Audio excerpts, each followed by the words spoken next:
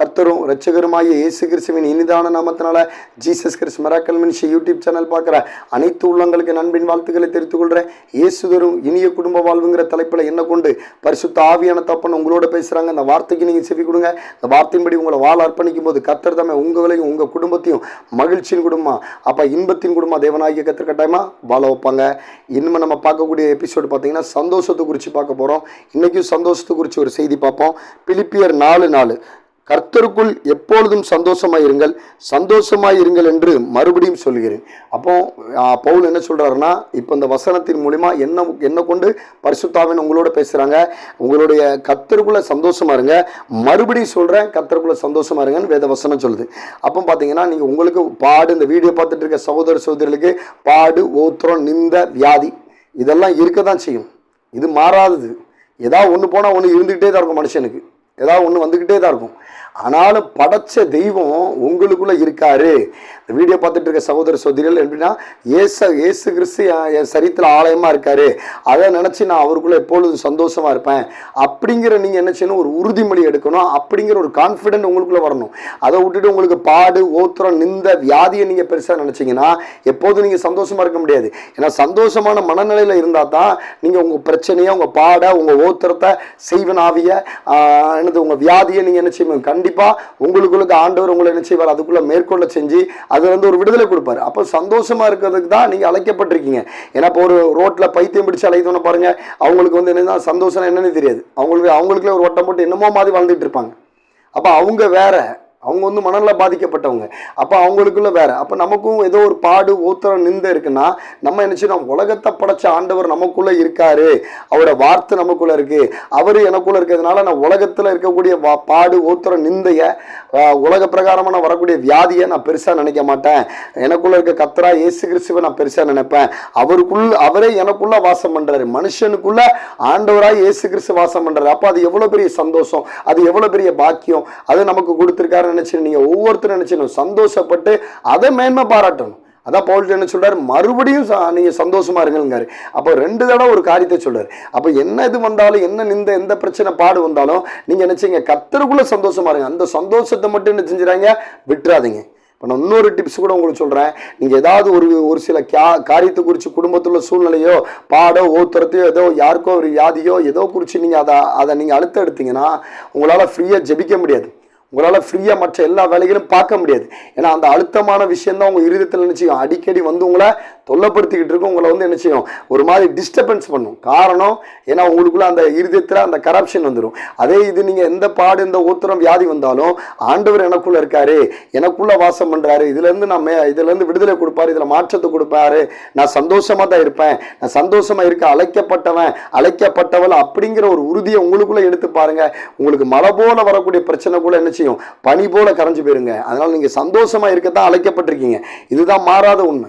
எனக்கு ஆண்டவர் 2 குழந்தைகளை கொடுத்திருக்காரு. 2 குழந்தைகள்ட்ட நான் சொல்லிக் கொடுக்க காரியம் என்னன்னு பாத்தீங்கன்னா, இந்த உலகத்துக்கு ஆண்டவர் என்ன செஞ்சிருக்காங்கன்னா, கர்த்தரா இயேசு கிறிஸ்து உங்களை படைச்சிருக்காங்கம்மா.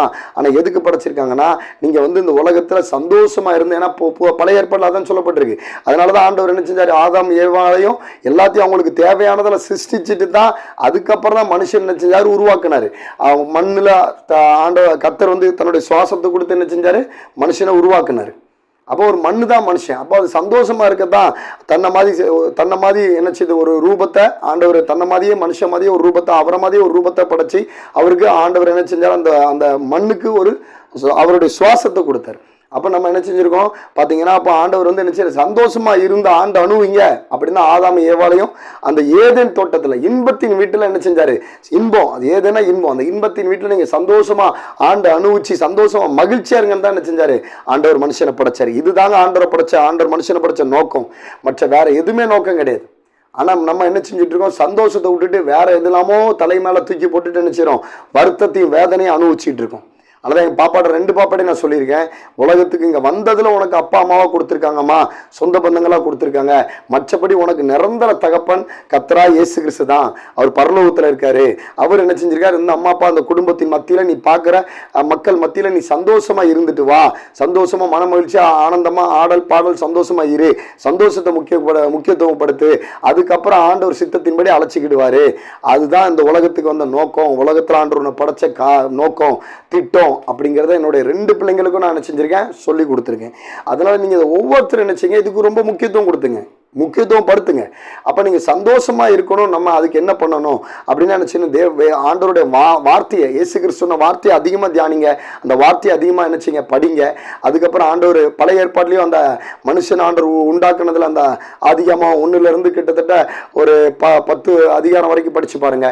அப்போ உங்களுக்கு தெரியும். அப்போ என்ன, நம்ம சந்தோஷமாக தான் இருக்க அழைக்கப்பட்டிருக்கோம். நம்ம சந்தோஷமாக தான் இருப்பேன். உலக பிரகாரமான காரியங்களை என் மைண்டை இருந்த டிஸ்டர்பன்ஸ் பண்ண முடியாது. ஏன்னா ஆண்டோட வார்த்தை எனக்குள்ள இருக்குது, அவரோட சித்த எனக்குள்ள இருக்கு, அவர் எனக்குள்ள வாழ்றாரு. அதை நினைச்சு நான் சந்தோஷப்படுவேன், அதை நினைச்சு நான் மேன்மம் பாராட்டுவேன். என்னுடைய அதாவது உங்களுடைய சரீரம் கூட அழிந்து போகக்கூடியதுங்க, எதுவுமே நிரந்தரம் கிடையாது. இந்த உலகத்துல நல்லா தெரிஞ்சுக்கோங்க, பணத்துக்கோ பொருளுக்கோ அதுக்கோ இதுக்கோ ஆசைப்பட்டு அது பின்னாடி அலையாதீங்க. ஏன்னா எதுவுமே உங்களுக்கு நிரந்தரம் கிடையாது. இன்னைக்கு தூங்கி நாளைக்கு எந்திப்போங்கிறது நிச்சயம் கிடையவே கிடையாது. ஆண்டவர் கொடுத்த அந்த ஆத்மா மட்டும்தான் உங்களுக்கு என்னது, உறுதி. அது மட்டும்தான் பரலோகத்துல போய் ஆண்டவராக இயேசு கிறிஸ்து கூட அது வாழ போகுது. அதனால் நீங்கள் நினச்சி சந்தோஷமாக இருங்க. இருக்க ஒவ்வொரு மூமெண்ட்டையும் ஒவ்வொரு நிமிஷத்தையும் நினச்சிங்க சந்தோஷமாக அனுபவிங்க. எது உங்களை விட்டு போனாலும் பரவாயில்ல, அதுக்கு ஸ்தோத்திரம் சொல்லுங்க. ஆண்டவரே இன்னும் மேன்மையான காரியங்களை தரப்போறீங்க, அதுக்காக ஸ்தோத்திரம் சொல்லி நினச்சிங்க. சந்தோஷமாக உங்கள் வாழ்க்கையை அலைங்க. சந்தோஷமாக உங்கள் வாழ்க்கையை நீங்கள் நினச்சிங்க தீர்மானம் பண்ணுங்க. சந்தோஷமாக நடத்துங்க. கணவன் மனைவி குடும்பம் பிள்ளைங்க படிப்பு காரியம் பிள்ளைங்களுக்கு என்னென்ன காரியம் வருதோ அந்த காரியத்தில் அதிக சந்தோஷத்தை போடுங்க. அப்போ என்னது, உங்களுக்கு சந்தோஷங்கள் அதிகமாக உங்களுக்குள்ள நிரம்பும் போது ஆட்டோமேட்டிக்காக உங்கள் வலி வேதனைகள் ஓத்திரங்கள் உங்களை விட்டு ஒளிந்தே போகும். அதனால் நீங்கள் சந்தோஷமா இருங்க. இப்போ நான் போகிற சர்ச்சில் உள்ள பாஸ்டர் பார்த்தீங்கன்னா எப்போவுமே சந்தோஷமாக தான் இருப்பார். நான் பார்த்தது வரைக்கும் சந்தோஷமாக தான் இருக்கிறார். கிட்டத்தட்ட நான் 7 வருஷத்துக்கு மேலே போய்கிட்டு இருக்கேன். அப்போ அவர் பிரசங்கம் பண்ணும் போதும் சரி, எந்த நேரம் சரி, ஏதாவது காமெடி பண்ணிட்டு சந்தோஷமாகவே இருப்பார். அது வெளியிலேருந்து வரக்கூடிய ஊழியக்காரங்களே சொல்லிட்டாங்க. நான் வந்து எவாஞ்சலிஸ்டாக வந்து சொல்லியிருக்காங்க, நான் ஒரு பாஸ்டர் தான், இவரை போல தான் இருப்பேன். ஏன்னா இந்த நேரம் சந்தோஷமாக இருக்கார், சந்தோஷமான வார்த்தைகளை பேசுகிறாரு, நல்ல ஒரு ஜாலியான ஒரு மனுஷன் நான் பார்த்துருக்கேன், இவரை போல தான் இருக்கணும் அப்படிங்காங்க. அப்போ நம்ம நினச்சோம் சந்தோஷமாக தான் இருக்க அழைக்கப்பட்டிருக்கோம். நம்ம எந்த நேரம் நினச்சிக்கூடாது, புலம்பிக்கிட்டு வச்சுக்கிட்டு துக்கத்தோடு இருக்கக்கூடாது. அதனால் வீடியோ பார்த்துருக்க ஒவ்வொருத்தரும் நினச்சிங்க சந்தோஷமாக நம்ம இருக்க அழைக்கப்பட்டிருக்கோம். ஒரு டூர் வந்திருக்கோம், நம்மளுடைய நிரந்தரமான வாழ்க்கை பரலோகத்தில் இருக்குது ஆண்டவராக இயேசு கிறிஸ்து கூட. ஆனால் இங்கே இருக்கும்போது நம்மளுக்கு கொடுத்த சொந்த பந்தம், நம்மளுக்கு கொடுத்த ஃபேமிலியோட நம்ம சந்தோஷமா இருக்கணும் அப்படிங்கிற ஒரு முக்கியத்துவத்தை என்ன செய்யுங்க, நீங்க முக்கியப்படுத்துங்க. ஆண்டவர் தான் உங்களுக்கு கண்டிப்பா நிச்சயவாங்க, உங்களை எப்போதுமே சந்தோஷமா வைப்பாங்க. நீங்க சந்தோஷமா இருங்க. வேற எல்லா காரியத்தையும் தூக்கி தூரப்பட்டுருங்க. உங்களுக்குள்ள படைச்ச ஆண்டவர் உங்களோட இருக்கிறாரு, உங்க இருதயத்துல வாசம் பண்றாரு, உங்களோட உங்க சரீரத்தோட இணைக்கப்பட்டிருக்காரு. இது எவ்வளவு பெரிய பாக்கியம், இது எவ்வளவு பெரிய ஸ்லாக்கியம் நினைச்சு அதை நினைச்சு சந்தோஷப்படுத்தி பாருங்க. ஆட்டோமேட்டிக்கா உலக பிரகாரமான காரியங்களை உங்களுக்கு அடுத்தடுத்து சந்திக்கப்படுங்க. அதனால நீங்க என்ன செய்யுங்க, மறுபடியும் நான் சொல்றேன், பவுல் சொன்னது போல உங்களோட எந்த சஞ்சல தவிப்பு எதையுமே உங்க வாழ்க்கையில முக்கியத்துவம் படுத்தாம கர்த்தருக்குள்ள நான் சந்தோஷமா இருப்பேன், அவர் வார்த்தைக்குள்ள சந்தோஷமா இருப்பேன், அவர் எனக்குள்ள இருக்காரு, அதை நினைச்சு நான் சந்தோஷமா இருக்கேன், என்னை வழி நடத்துறாரு, அதை நினைச்சு நான் சந்தோஷமா இருக்கேன், என்னை கண்ணின் மணி போல பாதுகாக்கிறார், என் குடும்பத்தை வழி நடத்துறாரு, அதை நினைச்சு நான் சந்தோஷமா இருப்பேன்னு நினைச்சுங்க. ஒவ்வொரு சகோதர சகோதரி நினைச்சுங்க அந்த சந்தோஷத்துக்கு முக்கியத்துவப்படுத்துங்க. கர்த்தர் தாமே இந்த வீடியோ மூலியமா உங்க ஒவ்வொருத்தரும் என்ன செய்வாங்க, சந்தோஷமாவே உங்களை வச்சிருப்பாங்க. உங்க வாழ்க்கையை சந்தோஷமா இயேசு கிறிஸ்து நாமத்துல கெட்டப்படுவதாக, சந்தோஷம் உங்க வாழ்க்கையில இன்னும் பெருக இயேசு கிறிஸ்து நாமத்துல பெருகணும்னு சொல்லி நினைச்சேன். உங்களை வாழ்த்தி ஆசீர்வதிக்கிறேன். கர்த்தர் தாமே இந்த வார்த்தையின் மூலமா உங்களோட கூட பேசியிருப்பாங்கன்னு விசுவாசிக்கிறேன். நீங்க கர்த்தரால் ஆசீர்வதிக்கப்பட்ட தேவ ஜனங்கள்.